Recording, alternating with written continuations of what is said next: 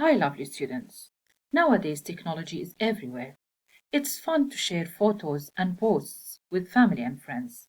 However, there could be some dangers when being online. One of the greatest challenges is being cyberbullied. According to the eSafety Commissioner, 20% of young people in Australia had been cyberbullied. The learning objectives of this website are to understand cyberbullying, know how cyberbullying can affect you, prevent cyberbullying, stop, block, and tell when being cyberbullied, learn where to find help when being cyberbullied. Now you might ask me, what's cyberbullying, Mrs. Riham? Cyberbullying is to bully someone online by sending abusive messages, blackmailing, or excluding someone online.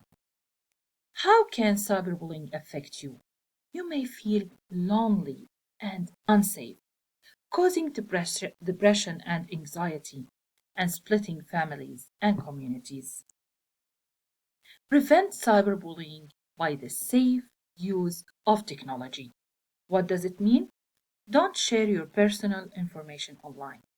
Don't talk to strangers. Don't share something will embarrass you online. Be respectful. Now, when being cyberbullied, follow this way. Stop, block, and tell. Stop. Don't fight back or respond.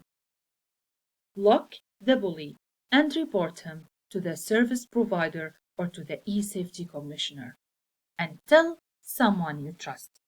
This could be your teacher, your parents, or the kids' helpline. Now, when being cyberbullied, where to find help? You can call the kids' helpline. It's a free counseling service provided by the Australian government, or you can report the bully to the eSafety Commissioner, who will help you to remove the abusive material online. And remember, when being cyberbullied, you are not alone. Together, we stop cyberbullying. Thank you.